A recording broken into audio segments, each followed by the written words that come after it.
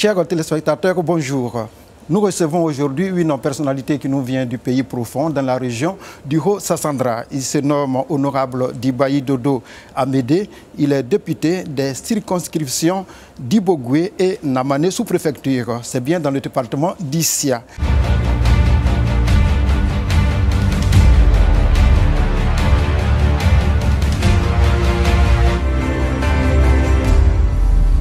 Bonjour, cher invité. Bonjour, cher ami. Qu'est-ce que vous avez à apporter à ce qu'on vient de dire sur votre présentation? Merci de me recevoir à votre émission. Je suis effectivement Dibaï Dodo Amédé, ingénieur commercial option finance. Avant même de venir à l'Assemblée, j'ai fait 20 ans d'expérience professionnelle dans plusieurs groupes de la place, à savoir Unilever, le groupe Telium, avec les autres filiales. Ma foi, je suis élu depuis 2011. Je suis effectivement à ma deuxième mandature pour dire que je suis le bon député, comme on le dit, comme le président l'a dit. Le député réélu est le bon député, est le meilleur. Mais tout juste pour rire, mais pour dire aussi que ce n'était pas aussi facile parce que nous sommes en face de la population qui fait toujours son choix selon un certain nombre de critères. Vous êtes certes député, aussi agent de développement. Quelles sont les actions que vous avez posées dans ce sens dans vos différentes régions? Le député n'a pas de budget. Le député, il est à l'Assemblée pour voter les lois, pour faire le contrôle, comme on le dit, du gouvernement, et aussi, je veux dire, consentir les taxes, comme on le dit, des impôts. Le député a cette possibilité de contacter, et non seulement certaines structures en dehors de l'État, mais le député pose véritablement les problèmes de sa circonscription, je veux dire les aspirations de sa population. C'est à ce niveau, au niveau même de l'Assemblée, nous posons réellement ces difficultés que nos populations connaissent. Il y a aussi des structures de l'État, telles que les collectivités territoriales, telles que, je veux dire précisément, le conseil régional, qui est aussi notre interlocuteur. Il y a des amis qui peuvent nous aider. C'est à ce niveau, le député peut faire jouer ses relations. Alors, en ce qui concerne la population elle-même, nous avons présenté ces difficultés-là à tous les niveaux et nous avons eu quelques satisfactions pendant le premier mandat. Je peux citer pêle-mêle les jeunes qui ont été soutenus par des projets d'élevage de poulets. Il y a aussi les femmes qui nous avons attribué des normes, je dirais des lots importants de semences, d'appareils, de machettes, de bottes et autres. Et nous avons suivi certains élèves de la circonscription pour pouvoir aider les familles. En dehors de cela, il y a le conseil régional que nous contactons, que nous consultons et qui nous a octroyé des écoles telles que les collèges, des classes d'école primaire, des tables bancs. Et tout ça, sous notre, je veux dire, demande, nous avons obtenu pratiquement à ce niveau une certaine satisfaction. Mais il faut aussi reconnaître qu'il y a beaucoup à faire. Et nos populations sont assez pauvres. Elles ne peuvent pas, elles seules, résoudre les problèmes qui sont liés au développement, surtout le social, l'école, la santé, le bien-être, je dirais, l'environnement, tout cela, la population, elle ne peut pas, donc est obligée d'avoir toujours recours à l'État et à bien d'autres structures. Le député, il n'est qu'un simple intermédiaire. Le député que je suis, je peux dire, j'ai par moment l'obligation, je peux dire parce que notre mandat est impératif, n'est pas impératif. Et nous avons l'obligation d'expliquer certaines lois qui touchent directement nos populations, telles que le foncier rural, telles que le code minier, où nos terres, nos sous-sols sont exploités de façon anarchique et puis abusive. Nous avons expliqué comment nos parents doivent désormais attribuer ou donner leurs terres à ces personnes-là, surtout qu'il y a des orpailleurs clandestins. Et donc ce code minier a permis à certains de nos parents de comprendre le fonctionnement dans ce secteur. Voilà le rôle que nous jouons véritablement sur le terrain. On en profite pour parler de cohésion sociale. Alors vous avez affaire à une population cosmopolite. Alors que se passe-t-il présentement? Quelle est la situation présente en termes de cohésion sociale? Ibogwe et Namané, les deux sous-préfectures sont dans une zone forestière. Donc cette zone est totalement envahie, je peux dire, est sollicitée par nos frères qui viennent d'ailleurs, que ce soit les Malinké, les Akans, bien d'autres groupes ethniques. Donc ces communautés vivent avec les autochtones, c'est-à-dire les Bété, les Niambois, les Gouro et bien d'autres qui sont là-bas de façon originale.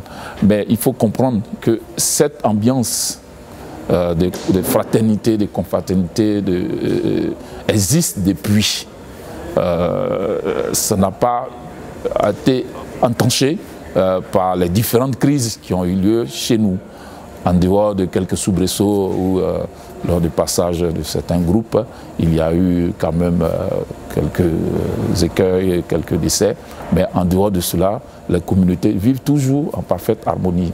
Et nous-mêmes, qui sommes les premiers responsables, nous travaillons avec les chefs des villages qui font passer ce message. Lors de nos réunions, toutes les communautés sont rassemblées, sont réunies, sont aussi conviées pour mettre le message à tous les niveaux pour que ça soit appliqué. Alors nos frères qui sont venus d'ailleurs, ils se sentent à l'aise chez nous parce qu'il y a certains, je dirais la majorité de ces communautés-là respectent quand même les principes de leurs tuteurs. La cohésion au niveau, je dirais, national, nous en avons aussi profité pour pouvoir expliquer un certain nombre de choses partout où nous sommes passés, parce que le député est national. Et c'est pour cela qu'on a effectué certains voyages, que ce soit à l'ouest, au nord et bien d'autres, pour parler de cette cohésion qu'il faut. Pour être précis, nous avons l'habitude, lorsque nous arrivons dans une localité, de rencontrer les préfets, les sous-préfets et les chefs des communautés pour donner les informations qu'il faut pour que parfois ce message-là aussi soit compris par toutes les communautés. C'est sûr que vous avez bien accueilli l'appel du chef du Parlement ivoirien dans ce sens. Oui, disons qu'il a bien fait d'insister sur la cohésion. Nous savons que depuis plus de, je peux dire, 20 ans, la Côte d'Ivoire a été ébranlée à un certain niveau. Après le coup d'État, il y a eu bien d'autres choses qui sont passées. Et les Ivoiriens en avaient vraiment besoin. Le président, qui, ma foi, l'une des personnalités écoutées dans ce pays, a bien fait de relancer, je dirais, ce process de cohésion. Sans la cohésion, il n'y a pas de développement. Je pense qu'à ce niveau, il faut vraiment le féliciter pour l'acte qu'il a posé.